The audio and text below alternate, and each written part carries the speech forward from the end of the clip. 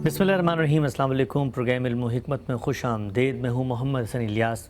नाज़रीन कराम, मज़हब इस्लाम क्या है, उसकी हकीकत क्या है, उसके मुहतवियात या मशमूलात क्या हैं, ये दीन हमसे कैसे मुतल्लक़ होता है, इबादत क्या है और उसकी हकीकत क्या है, इबादात के ये मरासिम हमसे कैसे मुतल्लक़ होते हैं और अल्लाह ताला की शरीयत के वो कौन से कायदे हैं जो पैगम्बर रूए ज़मीन पर लेकर आते हैं। ये तमाम मबाहिस हम गामदी साहब की किताब मीज़ान के दूसरे मुक़दमे दीन हक़ के ज़ेर उन्वान एक तरतीब से समझ रहे हैं। और हम ये जान चुके थे कि नबी और रसूल का फ़र्क क्या होता है और पैगम्बर अपनी दावत का मरकज़ व महवर खुदा की किताबों को क्यों बनाते हैं।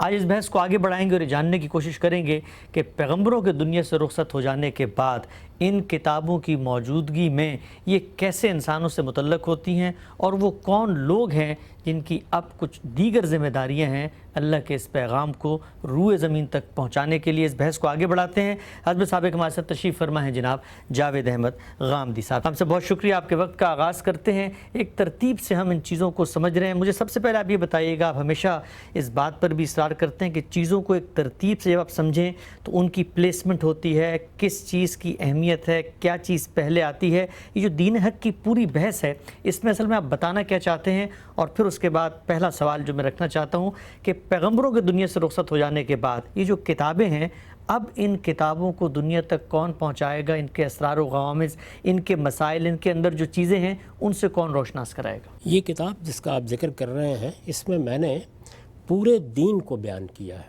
यानी दीन को जिस तरह के मैं समझता हूँ उस तरीके से मैंने इसकी शरह वज़ाहत कर दी है। इसके दो मुकदमे हैं।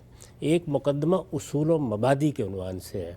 उसका मकसूद ये है कि ये बताया जाए कि दीन लिया कहाँ से जाएगा, यानी कुरान मजीद क्या है, सुन्नत क्या है, हदीस की क्या हैसियत है, ये सब चीज़ें उसमें ज़ेर बहस आई हैं। दीन हक़ के ज़ेर उन्वान मैंने पूरे दीन की ताबीर की है। अच्छा, इससे पहले भी मैं अर्ज़ कर चुका हूँ कि हमारे यहाँ दीन की दो ताबीरात राइज हैं। एक वो जिसको हम सूफियाना ताबीर कहते हैं और जिसके अकाबिर में इमाम गज़ाली का और शाह वलीउल्लाह का नाम लिया जा सकता है। इसी तरह दीन की सियासी ताबीर है, उसमें भी मौलाना सैयद अबुल्लाह साहब मौदूदी की हैसियत बहुत गैर मामूली है। बल्कि ये कहा जा सकता है कि वो इस ताबीर के मामले में इमाम के दर्जे पर फाइज़ है। दीन की सही ताबीर क्या है, उसको किस तरह से समझा जाएगा, ये क्यों ज़रूरी होता है।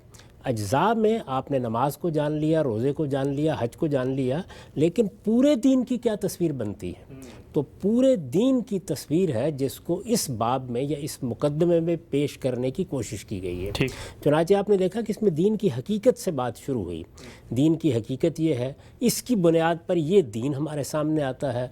इसके मुहतवियात क्या हैं, यानी इनमें क्या चीज़ें शामिल हैं, इसका कंटेंट क्या है। फिर उसके बाद ये बहस शुरू हो गई कि ये आता कहाँ से है, यानी हम तक कैसे पहुँचता है। उसमें ज़ाहिर है कि नबी कौन होते हैं, रसूल कौन होते हैं, किताबों की क्या हैसियत है, ये सब बातें ज़ेर बहस आई। यहाँ तक कि हम वहाँ आ गए जहाँ हमने ये बताया कि अल्लाह ताला ने नबियों का सिलसिला पहले दिन शुरू कर दिया था जी। ये तो हम बार बार बता चुके हैं।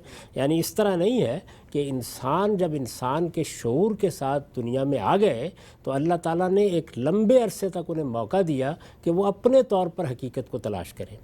ये तो कुरान ने हमें बताया है कि इंसान के अंदर अल्लाह ताला ने हकीकत का बुनियादी इल्म, इजमाली इल्म वदियत कर दिया हुआ है। वो इल्हाम है उसके अंदर, और उसकी दो चीज़ों को बिल्कुल मुतय्यन कर दिया है, यानी ज़ात बारी का शऊर और खैर व शर का शऊर। ये दोनों चीज़ें अंदर मौजूद है। असल दीन यही है, इसी पर पूरे दीन के फ़लसफ़े की बुनियाद है। लेकिन अल्लाह ताला का ये एहसान है, उसकी ये बहुत बड़ी नेमत है। इसको अल्लाह ताला ख़ुद भी नेमती से ताबीर करते हैं कि वो पैगम्बरों के ज़रिए से इस दीन की तजदीद करते हैं, इसकी तफसीलात बताते हैं, इसके तकाज़ों को मुतय्यन करते हैं और इस तरह गोया बंदों पर हुज्जत तमाम कर देते हैं। ठीक, यानी अल्लाह ताला ने ख़ुद ये बात बयान फरमाई है कुरान मजीद में कि ये सिलसिला मैंने इसलिए शुरू किया ताकि बंदों के पास पेश करने के लिए कोई उज़्र बाकी ना रह जाए। हम फितरत की किताब तो लेके आए हैं, लेकिन उसको पढ़ने में गलती हो सकती है, उसके इजमाल को तफसील में बदलने में गलती हो सकती है, उसके तकाज़ों की तायीन में गलती हो सकती है। इंसान इन चीज़ों के आज़ार न पेश कर सके।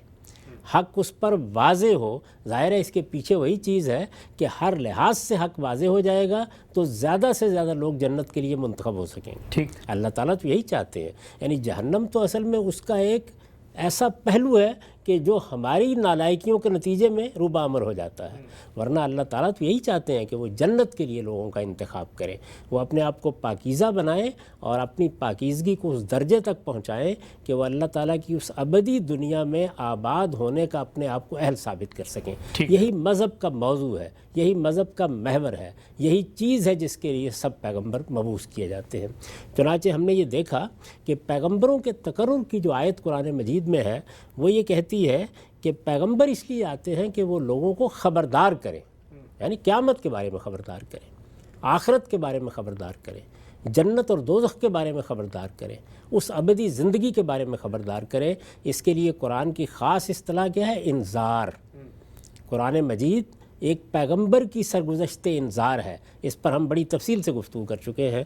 تو خبردار کریں، اور جو لوگ ان کے خبردار کرنے کے نتیجے میں ہدایت کو پانے کے لیے تیار ہو جائیں انہیں اچھے انجام کی بشارت دیں۔ تو اس لیے پیغمبروں کا جب ذکر آتا ہے قرآن مجید میں تو ان کا مشن کیا بیان کیا جاتا ہے؟ منذرین مبشرین۔ وہاں پر اس آیت میں بھی جو سورہ بقرہ کی آیت زیر بحث رہی ہے، ہم نے یہ بتایا ہے کہ اللہ تعالیٰ نے صاف صاف لفظوں میں یہ کہا کہ پھر اللہ نے لوگوں پر عنایت فرمائی کہ باعث اللہ النبیین مبشرین و منذرین۔ اب اللہ نے نبی بھیجنا شروع کیے، اور یہ نبی سب سے پہلے یعنی آدم علیہ السلام ہی اللہ کے نبی تھے، گویا نبوت سے ابتدا ہوئی۔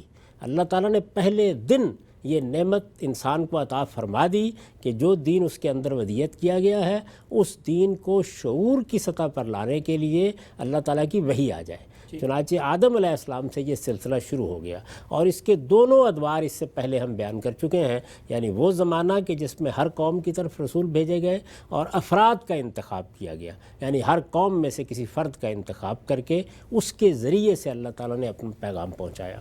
دوسرا مرحلہ وہ تھا جب قوموں کا انتخاب کیا گیا، یعنی اللہ تعالیٰ نے ذریت ابراہیم کا، سیدنا ابراہیم علیہ السلام کی اولاد کا انتخاب کیا۔ پہلے ان کی ایک شاخ کو منتخب کیا، پھر دوسری شاخ کو منتخب کیا۔ اس دوسری شاخ یعنی بنی اسماعیل میں آخری پیغمبر محمد الرسول اللہ صلی اللہ علیہ وسلم کی بعثت ہوئی۔ میں یہ عرض کر چکا ہوں کہ یہ بالکل غلط خیال ہے کہ انسانی تمدن اس جگہ پہنچ گیا جہاں انسان کو رہنمائی کی ضرورت نہیں رہی اور نبوت ختم کر دی گئی۔ یہ بالکل غلط خیال ہے، یعنی اللہ تعالیٰ کی رہنمائی کی ضرورت قیامت کے آنے سے ایک دن پہلے تک بھی انسان کو ایسے ہی رہے گی۔ یعنی جب تک یہ دنیا قائم ہے انسان کو اس کی ضرورت ہے کہ آخرت کے بارے میں اس کی رہنمائی کی جائے۔ یہ سیاست، معیشت، معاشرت یہ دین کا اصلاً موضوع نہیں ہے، وہ تو ان چیزوں پر اس وقت بات کرتا ہے جب کہ آخرت سے متعلق اس کی ہدایت زیر بحث ہوتی ہے اور ان میں سے کسی چیز کا اس پر اثر ہو سکتا ہے۔ اللہ تعالیٰ کے پیغمبر جو دین پر لے کر آئے ہیں اس کا اصل موضوع آخرت کی یاد دہانی ہے، آخرت کی منادی ہے، قیامت کی خبر دینا ہے۔ یہ جو نبی کو نبی کہا جاتا ہے تو اس کا مطلب ہی یہ ہے کہ قیامت کی خبر دینے والے، قیامت کے بارے میں متنبع کرنے والے۔ تو پیغمبر یہ کام کرتے چلے آ رہے تھے۔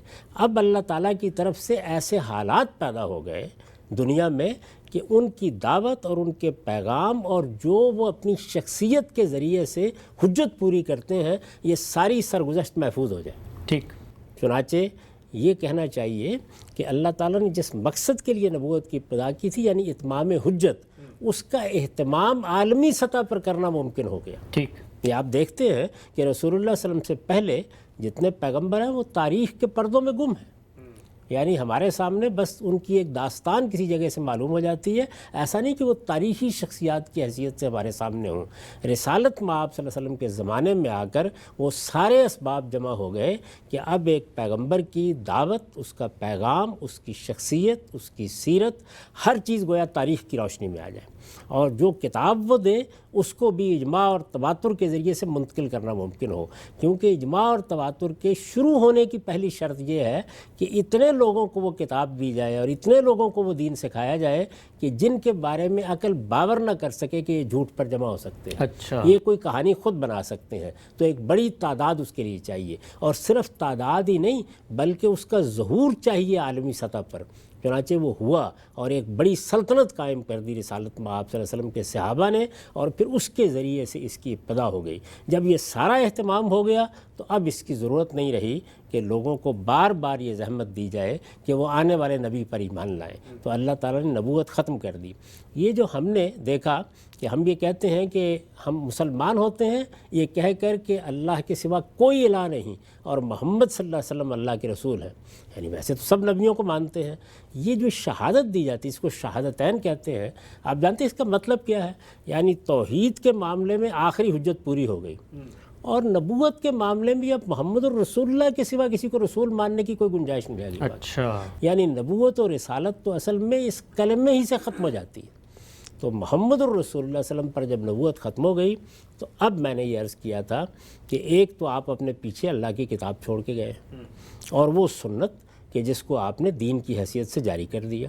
سنت کیا ہے؟ دین کے وہ احکام جن کی ابتدا قرآن سے نہیں ہوئی، رسالت مآب صلی اللہ علیہ وسلم نے ان کو جاری کیا ہے۔ اور میں کئی بار یہ توجہ دلا چکا کہ رسالت مآب صلی اللہ علیہ وسلم کو بھی یہ اصل میں تمام نبیوں سے ملے ہیں، یعنی آپ سے پہلے جو پیغمبر آئے انہوں نے جو دینی روایت قائم کی، اسی دینی روایت کو رسالت مآب صلی اللہ علیہ وسلم نے تجدید کر کے، اصلاح کر کے، اس میں کوئی ترمیم و اضافہ کرنا تھا تو وہ کر کے آگے قیامت تک کے لیے جاری کر دیا ہے۔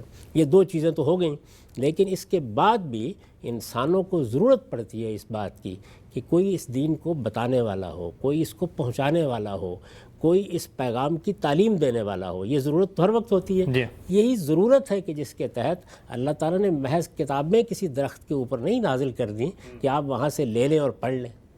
پیغمبر آتے رہے ہیں نا، تو پیغمبروں کو ختم کر دیا گیا، تو اب ان کے قائم مقام کی حیثیت سے کون خدمات انجام دے گا؟ یہ ایک سوال پیدا ہوتا ہے۔ اس کا جواب قرآن مجید نے رسول اللہ صلی اللہ علیہ وسلم کے حین حیات دے دیا تھا۔ اچھا، کیوں دے دیا تھا؟ اس لیے دے دیا تھا کہ رسالت مآب صلی اللہ علیہ وسلم اپنے حین حیات بھی مدینہ ہی میں موجود تھے، یثرب میں۔ یہ تو ممکن نہیں تھا آپ کے لیے کہ دور دراز جگہوں پر ہر مقام پہ پہنچے اور وہاں لوگوں کی تعلیم تربیت کا اہتمام کریں، اس طرح کی تو کوئی چیز ممکن نہیں تھی، تو یہ ضرورت اسی وقت سامنے آ گئی تھی۔ چنانچہ قرآن مجید نے سورہ توبہ میں، جس کو سورہ برات بھی کہتے ہیں، اگر آپ آخر تک پہنچے تو اس سوال کا جواب دیا اور اس کے بارے میں ایک پورا لائے عمل بیان کیا۔ اچھا، رسالت مآب صلی اللہ علیہ وسلم یثرب میں موجود تھے، گرد و پیش کے علاقوں تک خدا کا دین پہنچ رہا تھا، یعنی وہ صورت جو آپ کے دنیا سے جانے کے بعد اب درپیش ہے وہ ایک لحاظ سے دور دراز کے علاقوں کو اسی وقت درپیش تھی۔ اگرچہ آپ وہاں موجود تھے یثرب میں، صحابہ کے لیے تو یہ ممکن تھا کہ اگر کوئی دین کی بات سمجھنی ہے، کسی چیز کے غوامض میں اترنا ہے، کوئی اشکال پیدا ہو گیا تو آپ کے سامنے رکھ دیں۔ یعنی رسالت مآب صلی اللہ علیہ وسلم کی ایک حیثیت تو یہ تھی کہ آپ دین پہنچانے والے ہیں خدا کے پیغمبر کی حیثیت سے، ایک دوسری حیثیت یہ تھی کہ آپ دین کے سب سے پہلے سب سے بڑے عالم بھی ہیں، اور آپ کا علم بے خطا علم ہے، تو صحابہ کرام تو براہ راست استفادہ کرتے تھے آپ سے۔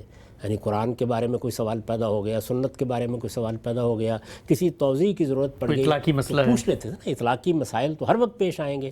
تو اب آپ کے ہوتے ہوئے ہی دوسرے علاقوں کے لیے کیا صورت ہو، اس کو قرآن مجید نے بیان کیا ہے کہ جب دوسرے علاقوں کے لوگ ایمان لے آئے تو یہ معلوم ہوا کہ ان کی تربیت ٹھیک نہیں ہو رہی۔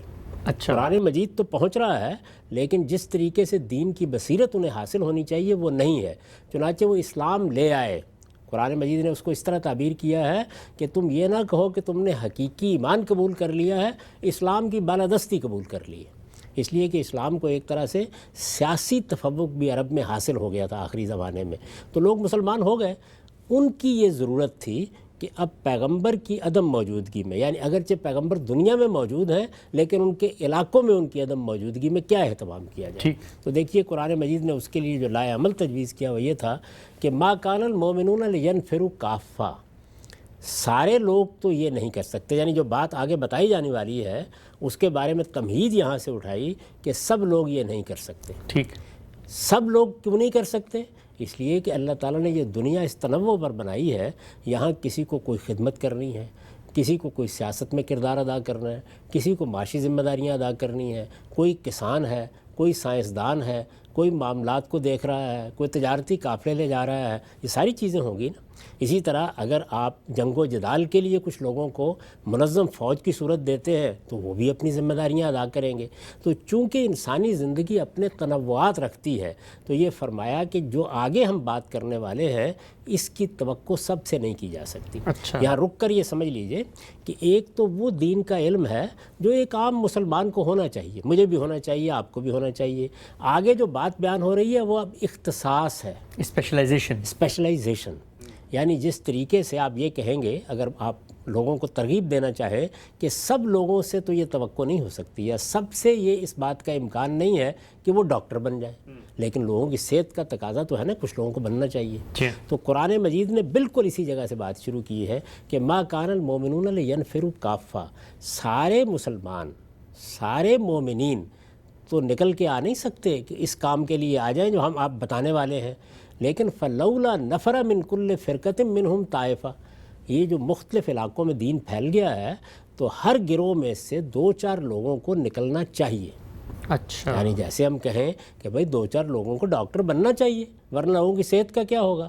2-4 لوگوں کو انجینئرنگ کی تعلیم حاصل کرنی چاہیے ہر گروہ میں سے، ہر جگہ سے، ورنہ لوگ اپنی ان ضروریات کو کیسے پورا کریں گے؟ اسی طرح اگر ہم کہیں کہ کچھ لوگوں کو دکانداری کرنی چاہیے، ورنہ لوگوں کو اشیاء ضروریہ کیسے فراہم ہوں گی؟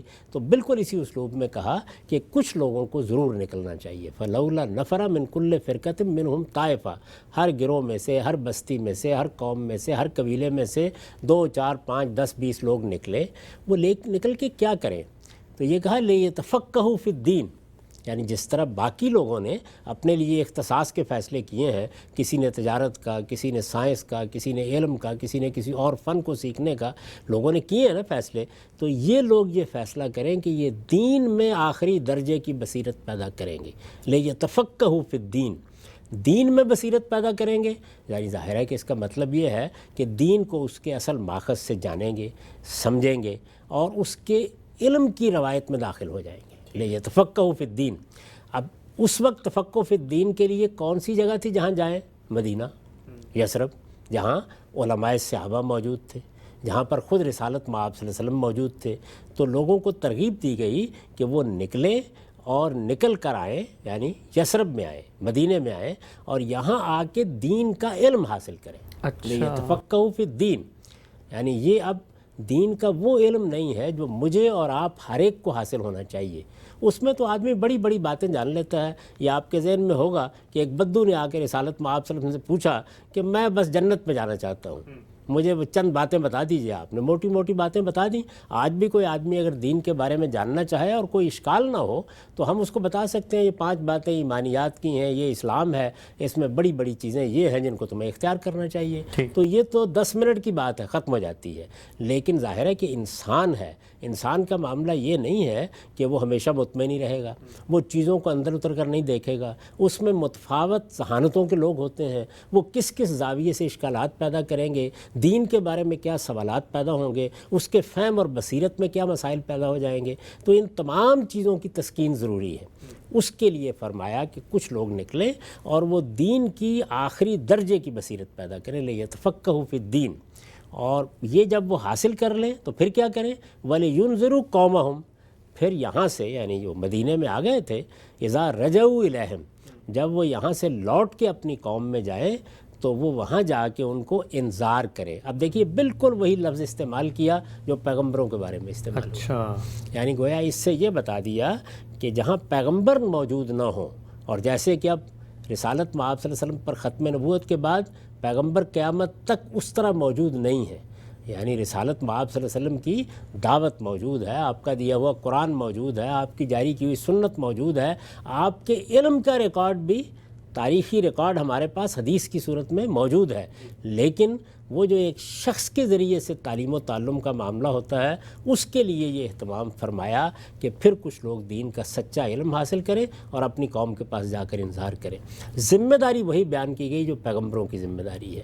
تو گویا یہ کہا جا سکتا ہے کہ اللہ کے پیغمبروں کے بعد اب دین کے سچے علماء جن کو علماء حق کہا جاتا ہے وہ اصل میں اب ان کے قائم مقام ہے۔ ٹھیک ہے، اگرچہ روایت تو سند کے لحاظ سے کوئی قابل قبول نہیں ہے، لیکن اگر اس کا مضمون کو پیش نظر رکھیں تو بات اس میں غلط نہیں کہی گئی کہ العلماء ورثۃ الانبیاء۔ اصل میں پیغمبر جو دین کی علم کی وراثت چھوڑ کے گئے ہیں وہ اب علماء کے پاس ہے۔ ٹھیک، یعنی دنیا کے مال و منال کی وراثت تو وہ چھوڑتے نہیں، لیکن علم کی وراثت، تو علم کی وراثت کا مطلب کیا ہے کہ دین ایک اپنے تو کانٹینٹ اور ماخذ کے لحاظ سے ہے، یہ قرآن ہے، یہ سنت ہے، وہ تو ہر شخص کے پاس موجود ہے، لیکن اس کے فہم کو، اس کی بصیرت کو عام کرنا، اس سے متعلق سوالوں کے جواب دینا، اس کے بارے میں تعلیم و تعلم کا اہتمام کرنا، یہ وہ ذمہ داری ہے کہ جس کے لیے اللہ تعالیٰ نے فرمایا کہ اس طرح یہ لوگ نکلیں اور نکل کر دین کا علم حاصل کریں۔ ظاہر ہے اس زمانے میں مدینے میں جا کے حاصل کرتے تھے، اب بڑے علماء سے علم حاصل کیا جاتا ہے، پھر ہم نے آج اس کو باقاعدہ تعلیمی نظام میں بھی تبدیل کرنے کی صحیح کی ہے۔ یہ سلسلہ اسی طرح جاری رہے گا۔ چند لوگ ہر قبیلے میں سے، ہر گروہ میں سے لازماً اس چیز کو اختیار کریں، جس طرح لوگ زندگی کے دوسرے شعبوں کا انتخاب کرتے ہیں اس کا انتخاب بھی کریں اور وہ پیغمبروں کی اس وراثت کو آگے لے کر چلیں۔ یہ در حقیقت وہ اہتمام ہے جو اللہ تعالیٰ نے اس معاملے میں کیا ہے، اور یہ بتا دیا ہے کہ ان کو کرنا کیا ہے، ان کو انذار کرنا ہے، وہی کام، یعنی آخرت کے بارے میں خبردار کرنا، جنت کے بارے میں خبردار کرنا، لوگوں کو متوجہ کرنا کہ یہ دنیا عارضی دنیا ہے، تم ایک دن اٹھائے جاؤ گے اور وہاں ابدی زندگی میں داخل کر دیے جاؤ گے، اور اپنی اپنی قوم میں یہ خدمت انجام دینا۔ اور پھر یہ فرمایا ہے کہ اس کا ہدف کیا ہونا چاہیے، یعنی کیا ان کو یہ ذمہ داری دی گئی ہے کہ وہ کوئی سیاسی انقلاب برپا کر دیں، یہ ذمہ داری دی گئی ہے کہ وہ دنیا میں کوئی ہنگامہ لے کے اٹھ کھڑے ہوں یا احتجاج کی کوئی تحریک لے کے اٹھ کھڑے ہوں؟ نہیں، ان کی ذمہ داری یہ ہے لعلہم یحذرون۔ یہ اسی آیت میں فرمایا ہے کہ ان کے انذار کا ہدف، ان کا نصب العین یہ ہونا چاہیے کہ لوگ اللہ کی گرفت سے بچ جائیں، لوگ اپنے آپ کو پاکیزہ بنا لیں، لوگ قیامت میں کامیاب ہوں۔ اس کامیابی کے لیے لوگوں کو تیار کرنا یہ اصلاً علماء کا منصب ہے۔ ہم سب بہت ہی تفصیل سے اور بڑے ہی آپ نے زیرک انداز میں بتایا ایک ایک چیز کو کھول کے کہ یہ ختم نبوت کے بعد جو کتابیں دی گئی ہیں، اب ان کتابوں کو پہنچانے کا کام، ان کتابوں کے اندر جو علمی مباحث ہیں، اسرار و رموز ہیں، ان کو کھولنے کا کام، لوگوں کی یاد دہانی، انذار، یہ سب کام علماء کریں گے۔ ایک نقطہ نظر عام طور پہ پیش کیا جاتا ہے کہ جب آپ تفقہ فی الدین کو علماء تک محدود کر دیتے ہیں تو قرآن مجید تو دوسری جگہ پہ کہتا ہے کہ انما یخشی اللہ من عبادہ العلماء، کہ اللہ سے تو ڈرنے والے ہی علماء ہوتے ہیں۔ تو نقطہ نظر یہ پیش کیا جاتا ہے کہ تفقہ فی الدین بھی پوری امت ہی نے حاصل کرنا ہے۔ یہاں پر جو قرآن مجید نے یہ بات کہی ہے، یہ تو کہا ہے کہ سب نے حاصل کرنا ہے، اگر سب نہیں کر سکتے کم سے کم کچھ لوگ تو کریں۔ تو ڈرنے والے اگر علماء ہی ہیں پھر تو تفقہ فی الدین سب کی فریضہ بن جاتا ہے۔ یہ جو آیت آپ نے پڑھی ہے اس میں علماء کا لفظ یعنی جاننے والوں کا لفظ اس معنی میں استعمال نہیں ہوا جس معنی میں ہم استعمال کرتے ہیں اس کو۔ ہمارے ہاں یہ اب اصطلاح بن چکی ہوئی ہے، یہ قرآن مجید کے زمانے میں اس طرح کی اصطلاح نہیں تھی۔ اگر آپ اس زمانے کی عربی زبان کو پڑھتے ہیں تو آپ کو یہ تعبیر نہیں ملے گی، یعنی حبر کا لفظ ملے گا مثال کے طور پر، آپ کو قاری کا لفظ ملے گا مثال کے طور پر، آپ کو اس طرح کی دوسری تعبیریں ملیں گی۔ تو یہ جو علماء کی اصطلاح ہے یا تعبیر ہے، یہ در حقیقت قرآن مجید میں اس علم کے لیے استعمال ہوتی ہے جو جہالت کے مقابل میں ہے۔ اچھا، یعنی آدمی اپنے آپ کو باشعور کرے، چیزوں کو جانے سمجھے، یہ علم تو مجھے بھی حاصل کرنا ہے، آپ کو بھی حاصل کرنا ہے، زید کو بھی حاصل کرنا ہے، بکر کو بھی حاصل کرنا ہے۔ یعنی اس میں تو یہ بتایا گیا ہے کہ علم والے اور بے علم جو ہیں یہ یکساں کیسے ہو سکتے ہیں۔ وہ علم جو اللہ تعالیٰ کی طرف سے آتا ہے، وہ علم جو ہمیں اپنے حواس سے حاصل ہوتا ہے، اگر ہم بیدار ہیں، چیزوں پر غور کرنا جانتے ہیں، تو اس کے بعد ہی ہمارے اندر خدا کی خشیت بھی پیدا ہوگی، اس کے بعد ہی دین کی طرف بھی توجہ پیدا ہوگی۔ تو یہ اس علم کا بیان ہے، جیسے میں نے بار بار توجہ دلائی کہ دین کا وہ ضروری علم جو مجھے بھی لینا ہے، آپ کو بھی لینا ہے، اس میں تو بحث ہی نہیں ہے۔ اسی طرح دنیا کا وہ علم، یعنی اگر میں کوئی ہنر سیکھتا ہوں، اگر میں چیزوں پر غور کرتا ہوں، اگر میں اس کائنات کو سمجھنے کی کوشش کرتا ہوں، میں غور کرتا ہوں کہ یہ میرے گرد و پیش میں کیا ہے، تو میں اصل میں علم کے راستے پر نکل کھڑا ہوں۔ ٹھیک ٹھیک ٹھیک۔ تو یہاں وہ علم مراد ہے، یعنی یہ جو قرآن مجید میں کہا گیا کہ علم رکھنے والے ہی اللہ سے ڈرتے ہیں، تو مطلب یہ ہے کہ وہ لوگ کہ جو اپنے آپ کو جہالت میں ڈال لیتے ہیں، جن کو کسی شعوری احساس سے کوئی تعلق نہیں ہوتا، وہ یہ نہ کائنات پر غور کرتے، نہ اپنے وجود پر غور کرتے، نہ دائیں بائیں دیکھتے، بلکہ بالکل جانوروں کی سی زندگی بسر کرتے ہیں، جس کو کہا نا اولئک کل انعام بل ہم اضل، کہ یہ تو بالکل جانور ہو گئے بلکہ ان سے بھی زیادہ گئے گزرے۔ تو یہ ان لوگوں کے مقابلے میں علم کا لفظ استعمال ہوا ہے، یہ اصطلاحی مفہوم میں استعمال نہیں ہوا۔ یہی وجہ ہے کہ قرآن مجید نے یہاں یہ نہیں کہا کہ سارے لوگوں کو یہ کام کرنا چاہیے تھا، چلو نہیں کرتے تو اتنے کرنے، اس نے تو بات یہاں سے شروع کی ہے کہ سب لوگوں کے لیے یہ ممکن ہی نہیں ہے۔ یعنی ما کان المؤمنون لینفروا کافہ کا مطلب یہ ہے کہ سب لوگوں کے لیے یہ ممکن ہی نہیں ہے۔ ٹھیک یعنی قرآن مجید اس کو تجویز ہی نہیں کر رہا کہ سب لوگ یہ چیز حاصل کریں، سب لوگوں کو علم والا ہونا چاہیے، یہ بالکل درست ہے۔ سب لوگوں کو تفقہ فی الدین کے بعد دین کا اسکالر بننا چاہیے، دین میں اعلیٰ درجے کی بصیرت رکھنے والا عالم بننا چاہیے، یہ سب سے مطلوب نہیں ہے، ہو بھی نہیں سکتا، ممکن نہیں ہے، اس وقت بھی نہیں ہو رہا۔ ٹھیک، یعنی اگر آپ غور کر کے دیکھیں تو جو لوگ یہ تقریر فرماتے ہیں کیا وہ اس امت مسلمہ میں اس کو حاصل کر سکے ہیں؟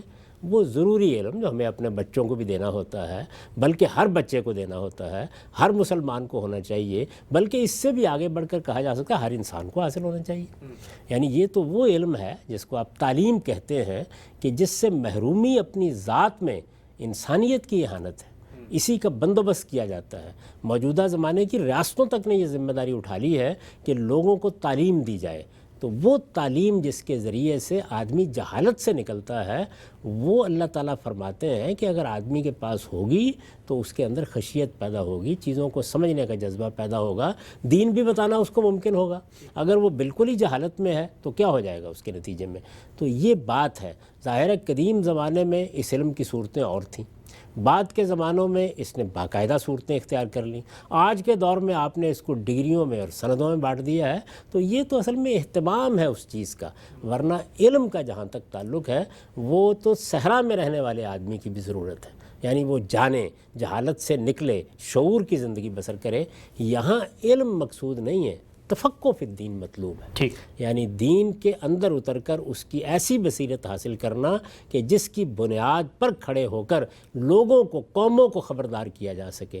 یہ قوموں کو خبردار کرنے کے لیے ایک بیچارہ ریڑھی لگانے والا، مزدوری کرنے والا، اینٹیں ڈھونے والا، یا کوئی اور ہنرمندی کرنے والا، قافلے لے جانے والا، کوئی جہاز اڑانے والا، یہ اترے گا اس معاملے میں؟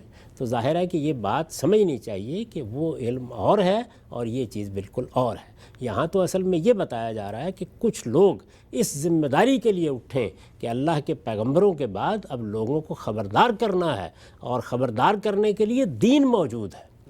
تفقہ فی الدین کا ہے نا، دین موجود ہے، کہاں موجود ہے؟ قرآن میں موجود ہے، سنت میں موجود ہے، رسالت مآب صلی اللہ علیہ وسلم کے علم کی روایت بھی بڑی حد تک محفوظ ہم تک پہنچ گئی ہے، لیکن اس کی بصیرت پیدا کر کے آگے اپنے آپ کو اس کا حامل بنانا اور قوم کو جا کے خبردار کرنا، یہ تو چند لوگ ہی کر سکتے ہیں۔ تو یہ بات ہے جس میں کہی گئی۔ ٹھیک ہے، ہم سب آگے بڑھاتے ہیں اس سلسلے کو۔ یہ بیان فرمائیے گا، یہ جو آپ نے بتایا کہ دین کا یہ جو ظاہری علم ہے، ابتدائی علم ہے، بصیرت ہے، عرفان، یہ تو ہر آدمی کو حاصل ہوگا، تبھی وہ شریعت پہ عمل کر سکتا ہے، چیزوں کی حقیقت جان سکتا ہے۔ لیکن تفقہ فی الدین ایک بالکل مختلف چیز ہے، وہ چیزوں کی اسپیشلائزیشن ہے۔ کوئی مثال اگر آپ دے سکیں، مثلا قرآن مجید ہی کو میں سامنے رکھتا ہوں، ایک عام آدمی اگر قرآن کو پڑھ رہا ہے تو اس میں تو اللہ تعالیٰ نماز کی یاد دہانی کروا رہے ہیں، لوگوں کو حسن اخلاق کی تعلیم دے رہے ہیں، اچھے اعمال کی ترغیب دے رہے ہیں، تو اب ایک عالم اس کتاب کے اندر جب اترے گا تو وہ تفقہ کیسے پیدا کرے گا؟ یعنی کوئی عملی مثال اگر آپ اس کی دے سکیں۔ دیکھیے، قرآن مجید میں ایک تو قرآن کی دعوت ہے، جس کو قرآن خود کہتا ہے کہ لوگوں کو ذکر بالقرآن من یخاف وعید۔ یہ جو ہم نے ابھی بیان کیا کہ علماء کو یہ ذمہ داری دی گئی ہے، تو اس کے ساتھ انہیں پابند کر دیا گیا ہے کہ یہ قرآن ہے جس کو لے کر تمہیں اٹھنا ہے۔ ٹھیک، بلکہ پیغمبر کو بھی، خدا نے اپنے آخری پیغمبر کو بھی پابند کیا تھا کہ جاہد بہی جہادن کبیرہ، آپ قرآن مجید کے ذریعے سے دعوت برپا کریں۔ ٹھیک، قرآن ہی کو دعوت کا موضوع ہونا چاہیے، قرآن ہی آپ کے ہاتھ میں رہنا چاہیے، قرآن ہی آپ کو پڑھ کر سنانا چاہیے، کیونکہ دعوت کی، انذار کی کتاب یہی ہے۔ تو پیغمبر اگر دعوت دے گا تو اس کو بھی قرآن کے ذریعے سے، علماء دیں گے تو ان کو بھی قرآن کے ذریعے سے۔ وہ تو بتا دیا گیا ہے کہ قرآن مجید کا جو تذکیر کا پہلو ہے یا انذار کا پہلو ہے، اور دیکھیے اب قرآن مجید نے اپنے بارے میں یہ فرمایا تبارک الذی نزل الفرقان علی عبدہ لیکون للعالمین نذیرا، یعنی بڑی بابرکت ہے وہ ہستی جس نے یہ فرقان نازل کیا ہے، حق و باطل کو الگ کرنے والی کتاب نازل کی ہے۔ کیوں نازل کی ہے؟ لیکون للعالمین نذیرا، تاکہ دنیا والوں کے لیے، جہان والوں کے لیے یہ نذیر بنے۔ نذیر وہی ہے، انذار کرنے والی بنے، خبردار کرنے والی بنے۔ رسالت میں آپ صلی اللہ علیہ وسلم کو ہدایت کی گئی کہ آپ لوگوں کو بتائیں کہ کل اوحی الی ھذا القرآن لانذرکم بہ ومن بلغ، کہ میں پیغمبر کی حیثیت سے کھڑا ہوں اور یہ قرآن مجھ پر وحی کیا گیا ہے تاکہ اس کے ذریعے سے میں تمہیں انذار کروں، یعنی جو اس وقت رسول اللہ کے مخاطبین تھے، اور اسی کے ذریعے سے جن جن کو یہ پہنچے انذار کیا جائے۔ تو یہ انذار کی کتاب، تذکیر کی کتاب ہے، یہ اس کا ظاہر ہے۔ انذار اور تذکیر کی کتاب کی حیثیت سے اس کا سادہ ترجمہ لوگوں کو دے دیجئے۔ عربی جانتے ہوں تو ایک عامی پڑھے گا تو وہ بھی پوری طرح اس کے مدعا کو پالے گا۔ وہ مدعا کیا ہے؟ یہ بات کہ اس کائنات کا ایک خالق ہے، اس کی یہ صفات ہے، اس کے ساتھ بندوں کا یہ تعلق مطلوب ہے، بندوں کو اس کے بندہ بن کر رہنا ہے، اللہ کی عبادت اور بندگی دین کی حقیقت ہے۔ اللہ تعالیٰ نے اس دنیا کو آزمائش کے لیے بنایا ہے، ایک دن یہ ختم ہو جائے گی، تم سب کو اس کی بارگاہ میں جانا ہے، وہاں کوئی سفارش، کوئی شفاعت، کوئی چیز کام نہیں آئے گی، اللہ ہی ہوگا کہ جو فیصلہ سنائے گا، وہ بے لاگ فیصلہ ہوگا۔ یہ صرف اس کی رحمت ہے جس کی بنیاد پر تم جنت میں داخل ہوگے۔ اپنے آپ کو پاکیزہ بناؤ۔ یہ قرآن مجید کے صفحے صفحے، سطر سطر میں لکھی ہوئی دعوت ہے۔ ٹھیک، اس لیے اس کے لیے کسی چیز کی ضرورت نہیں ہوتی۔ لیکن اس کے بعد آپ جانتے ہیں کہ انسان کس طرح کی مخلوق ہے، اس کے گرد و پیش میں بہت سے فلسفے ہیں۔ ابھی آج صبح میں دیکھ رہا تھا، ایک فلسفی کے افکار پڑھ رہا تھا، تو پورا زور وہ اس بات کے اوپر لگا رہے تھے کہ فلسفے کا اصلی مقصود کیا تھا؟ صداقت کی تلاش۔ یعنی وہ نفی کر رہے تھے اس بات کی کہ یہ جو فلسفے کی بہت سی تعبیریں لوگ بیان کر دیتے ہیں، یہ حقیقت میں کوئی فلسفہ نہیں ہے، نہ یہ فلسفے کا کام ہے، یہ تو سچی بات کی تلاش ہے۔ یعنی وہ سچائی کی تلاش، خواہ ہماری مادی دنیا میں ہو، خواہ اس سے ماورا ہو، جہاں کہیں بھی ہے، صداقت کی تلاش کے لیے آگے بڑھنا یہ ہے۔ تو صداقت کی تلاش جب لوگ کریں گے تو افکار سامنے آئیں گے، خیالات سامنے آئیں گے، نظریات سامنے آئیں گے۔ دنیا میں سیاست، معیشت، معاشرت کے بارے میں انسان غور کرے گا، اس میں بہت سی چیزیں آئیں گی، ایک ماحول بنے گا، اقدار کا ایک نظام بنے گا۔ اسی طریقے سے انسان چونکہ ایک باشعور مخلوق ہے تو وہ مذہبی تعبیرات بھی کرنا شروع کر دے گا۔ آخر یہ دنیا کے اندر آپ یہ دیکھ رہے ہیں نا کہ سیدنا مسیح علیہ السلام کی دعوت جب پیش آئی تو دعوت تو وہی تھی جو خدا کے پیغمبروں کی رہی ہے، لیکن سینٹ پال نے اس کی ایک تعبیر کر ڈالی۔ آج وہی تعبیر ہے کہ جو اتنی بڑی آبادی میں رائج ہو چکی ہوئی ہے۔ اسی طریقے سے مشرکانہ مذاہب ہیں، توہمات پر مبنی مذاہب ہیں، یہ موجود رہیں گے۔ جب یہ موجود رہیں گے تو ظاہر بات ہے کہ پھر صحیح جگہ پر لوگوں کو لانے کے لیے اس بات کی ضرورت ہوگی نا کہ آپ اس کی شرح کریں، اس کی وضاحت کریں۔ اس کے لیے قرآن مجید کے اندر بڑا غیر معمولی علم ہے۔ اچھا، یعنی ایک طرف وہ تذکیر کے لیے، دعوت کے لیے آسان ترین کتاب ہے، آپ سادہ ترجمہ دے دیجئے اپنا پیغام پہنچا دے گی۔ ان مباحث اور ان مسائل کے لیے وہ مشکل ترین کتاب ہے، وہ اس میں آپ کی رہنمائی کرتا ہے۔ ایک ایک لفظ کے اندر یعنی وہ سب چیزیں چھپی ہوئی ہیں کہ جن کو اس طرح کے مسائل کے لیے رہنمائی کا ذریعہ بننا چاہیے۔ اب یہ بات کہ دنیا میں سے ماورا حقائق کے بارے میں کیا رویہ اختیار کرنا ہے، یہ بات کہ توہمات کے بارے میں کیا چیز کرنی ہے، یہ بات کہ جو احکام قرآن مجید نے دیے ہیں ان کی علل کیا ہیں، وہ کس طرح ایک دوسرے سے متعلق ہوتے ہیں، اگر ان کی کہیں توسیع ہونی ہے تو کس اصول پر ہونی ہے، اگر ان میں کوئی استثناء کی ضرورت پڑ جاتی ہے تو کس طرح ہونی ہے، یہ اصل میں وہ علم کے مباحث ہیں جن کے لیے ہمارے ہاں علوم اور فنون وجود میں آتے ہیں۔ ٹھیک، یعنی ایسا ہی ہوتا ہے نا، اب مثلا قرآن مجید کا ترجمہ ہی کرنا ہے، وہاں سے شروع کر لیجیے۔ ترجمہ کرنا ہے تو آج تو آپ کو 10 ترجمے مل جاتے ہیں، جب ابتدا کی گئی تو کس بنیاد پر کی جائے گی؟ یعنی آپ کو اعلیٰ درجے کی عربی زبان جاننی چاہیے، وہ زبان جاننی چاہیے جس میں قرآن مجید نازل ہوا ہے۔ آپ جس زبان میں ترجمہ کر رہے ہیں اس کا بھی آپ کو عالم ہونا چاہیے تاکہ آپ صحیح لفظ تلاش کر سکیں، صحیح ترکیب کے مطابق ترجمہ کر سکیں۔ تو ایک طرف عربی زبان کو سمجھنا، اس کے الفاظ، اس کے جملے، اس کی تالیف، اس کی نحو، اس کی صرف، اور اسی طریقے سے اس کا نظم، یہ سب چیزیں۔ تو یہ چیزیں تو وہ نہیں ہے نا جو ایک عام آدمی اخذ کر لے گا، ان تمام چیزوں کے لیے علم اور تدبر کی ضرورت ہوتی ہے۔ اس سے آگے بڑھ کر آپ یہ دیکھیے کہ پھر اس قرآن مجید اور سنت کے بارے میں رسالت مآب صلی اللہ علیہ وسلم کا علم ہمارے پاس موجود ہے۔ وہ علم روایتوں کی شکل میں سامنے آیا ہے۔ ان روایتوں کو جمع کرنا، ان کی تنقیح کرنا، ان کے لوگوں کے بارے میں تحقیق کرنا، یہ تو ہر آدمی کا کام نہیں ہے۔ بالکل۔ اچھا، ان میں ظاہر ہے کہ رسول اللہ کی نسبت سے بعض باتیں بیان ہو جاتی ہیں، ان کے باہمی ربط کو دریافت کرنا، ان کا کیا تعلق ہے قرآن مجید کے ساتھ، کیا تعلق ہے سنت کے ساتھ، اس پر گفتگو کرنا۔ تو یہ بے شمار علوم و فنون نئے ہیں اطلاقی جو مسائل اس کے بعد، اور نئے اطلاقی مسائل، یعنی ایک مسئلہ آج پیدا ہو گیا، نئی صورت اس نے اختیار کر لی۔ یہ آپ نے دیکھا کہ ایک زمانے میں سود ایک انفرادی معاملہ تھا، ادارہ بن گیا، دنیا اس پر قائم ہو گئی۔ اسی طریقے سے عاقلہ کا نظام موجود تھا قبائلی سطح پر، اب اس کی جگہ انشورنس کمپنیوں نے لے لی، بیمے کے نظام نے لے لی۔ تو نئی سے نئی چیزیں پیش ہوتی رہتی ہیں۔ تو دین کے اصول، دین کے احکام اطلاق کا تقاضا کرتے ہیں، اس میں آپ کو حقیقت دریافت کرنی پڑتی ہے، ورنہ اطلاق ہو ہی نہیں سکتا۔ اچھا، استثناء کی ضرورت پڑ جاتی ہے، اس لیے کہ انسان ہے۔ ایک آدمی جو ہے وہ معذور ہو گیا، اس کو کوئی مشکل پیش آ گئی، نماز کا کیا کرے گا، روزے کا کیا کرے گا، اچھا فلاں مشکل میں کیا استثناء ہوگا، نہیں ہوگا۔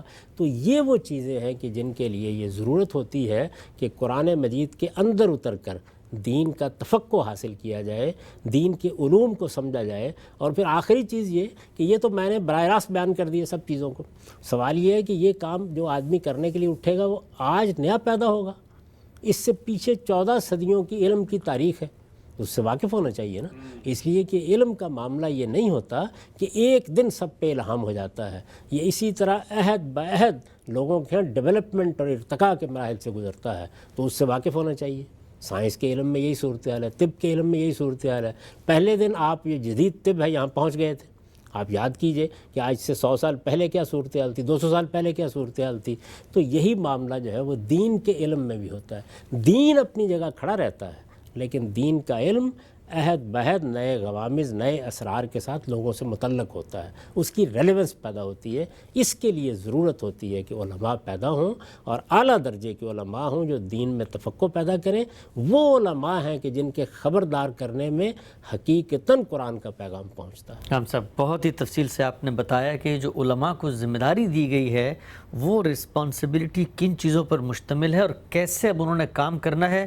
آپ کے اس بیان کو سننے کے بعد تو جو تاثر ذہن میں آتا ہے وہ یہ کہ یہ ایک انتہائی مشکل کام ہے تفقہ فی الدین کا، اپنی اسپیشلائزیشن کرنی ہے، اور پھر ظاہری بات ہے آپ کے اندر اگر صلاحیت نہیں ہے زبان کو جاننے کی اور تاریخ کو پڑھنے کی اور اس پوری جو علم کی میراث ہے اس سے آگہی حاصل کرنے کی، تو پھر آپ یہ کام نہیں کر سکتے۔ دوسری طرف جدید دنیا کے مسائل کو بھی جاننا ضروری ہے، کیونکہ جو ریلیشن پیدا کیا جا رہا ہے اس میں جب تک علم نہیں ہوگا تو معاملہ آگے کیسے بڑھے گا۔ سوال میں اگلا آپ سے کرنا چاہتا ہوں کہ اتنا کروشل، اتنا کرٹیکل، اتنا اہم کام ہے، لیکن ہم اپنے معاشرے میں یہ دیکھتے ہیں کہ یہاں پر تو اگر 4 بچے ہیں اور ایک تھوڑا سا نکٹھو لگ رہا ہوتا ہے تو کہا جاتا ہے اس کو حفظ کرا دو یا اس کو مدرسے میں بھیج دو۔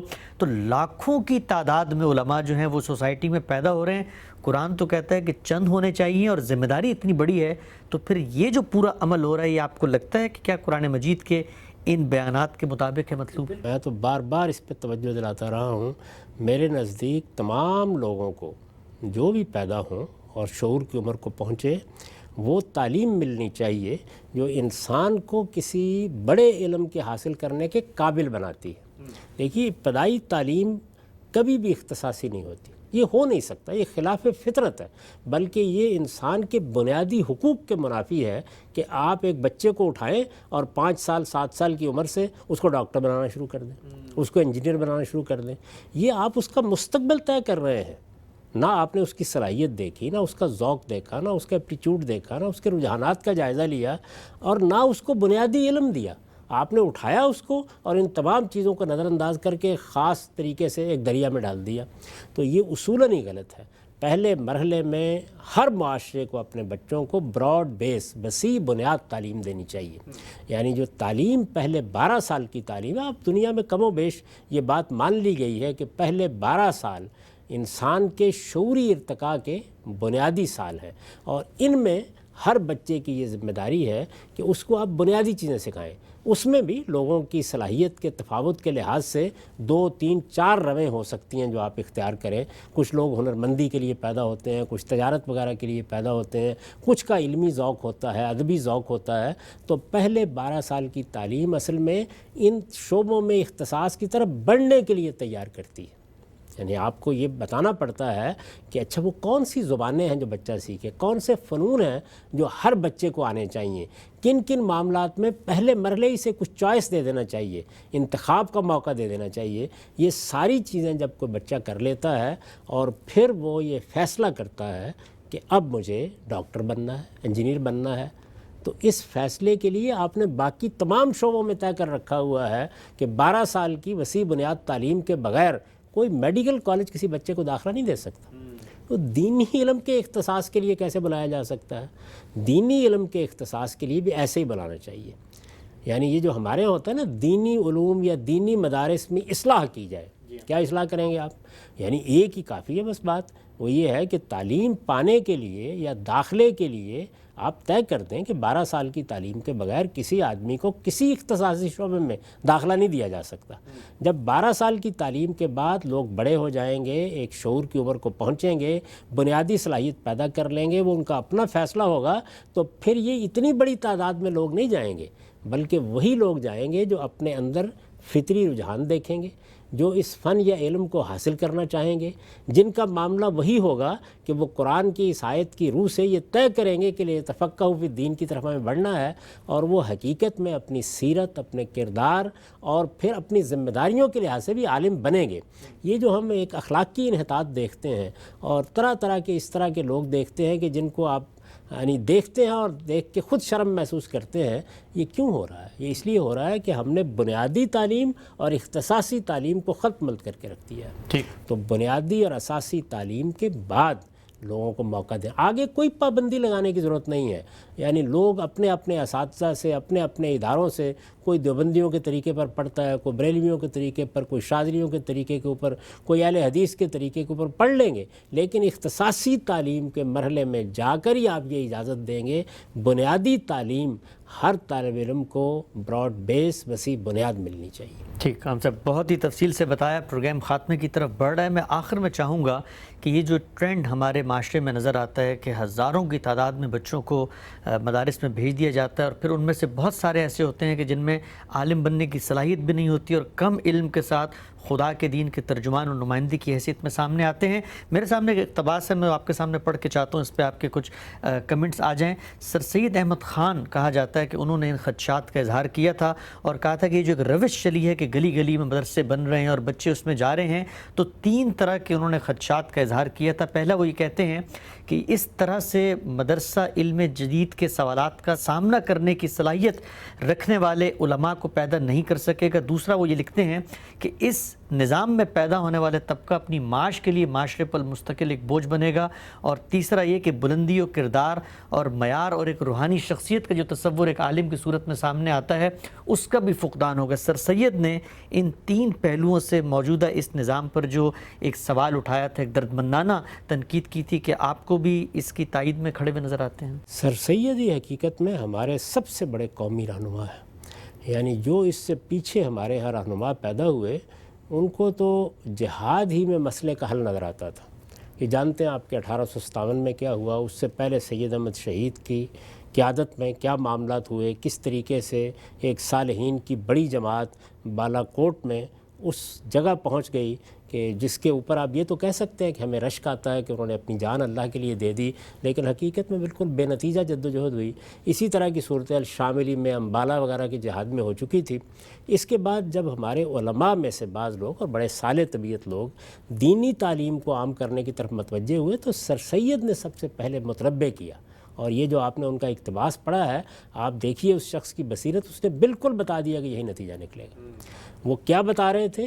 یہی بات کہ عام تعلیم ہر بچے کو ملنی چاہیے، اس کے بعد اپنے انتخاب سے، اپنے اختصاص سے، جیسے اپنے شوق سے ایک آدمی یہ طے کرتا ہے کہ مجھے ڈاکٹر یا انجینئر بننا ہے، اسی طرح لوگوں کو موقع دیا جائے، پھر ان کا ایپٹیچیوڈ دیکھا جائے، رجحان دیکھا جائے، صلاحیت دیکھی جائے، چونکہ یہ علوم اپنی ذات میں منطقی یا سائنسی علوم نہیں ہیں، مذہب کے علوم، یہ اپنی ذات میں ایک ادبی اسٹرکچر رکھنے والے علوم ہیں، ان کے لیے مخصوص قسم کے رجحانات چاہیے ہوتے ہیں، ان تمام چیزوں کو دیکھا جائے اور بہت منتخب لوگ دین کے عالم بننے کے لیے آگے بڑھیں، وہ بڑھیں گے تو اس عمر میں فیصلہ کریں گے کہ جہاں حقیقت میں وہ نئے علوم کو بھی سمجھ سکیں گے، اپنے دین کے علم اور اپنی میراث سے بھی ربط پیدا کر سکیں گے، اور چونکہ انہوں نے سوچ سمجھ کر یہ فیصلہ کیا ہوگا تو اپنی سیرت اور کردار کے بارے میں بھی حفاظت کی حساسیت ان کے اندر موجود ہوگی۔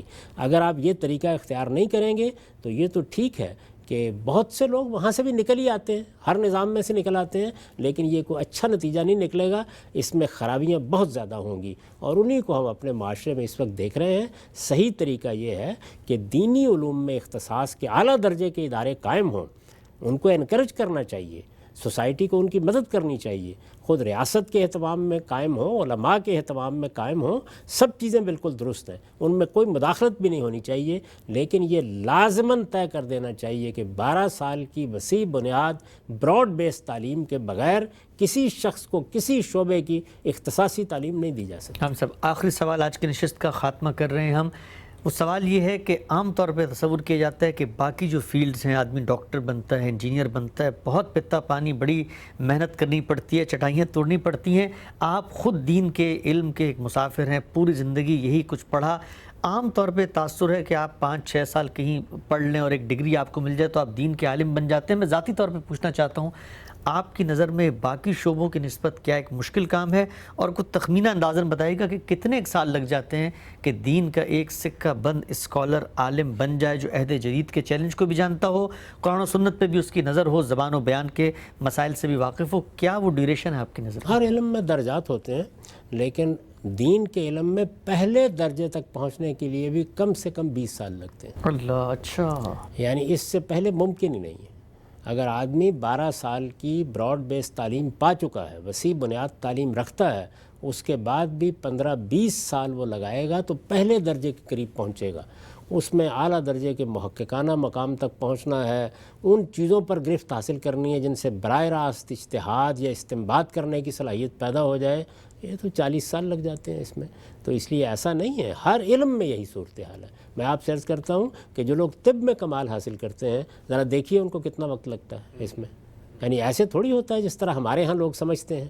آپ جدید دنیا میں جائیے اور دیکھیے کہ وہاں علوم و فنون میں کتنے مراحل سے گزرنا پڑتا ہے، یہ بھی دیکھیے کہ وہاں یونیورسٹی کی تعلیم پانے کے لیے کتنے لوگوں کو موقع دیا جاتا ہے۔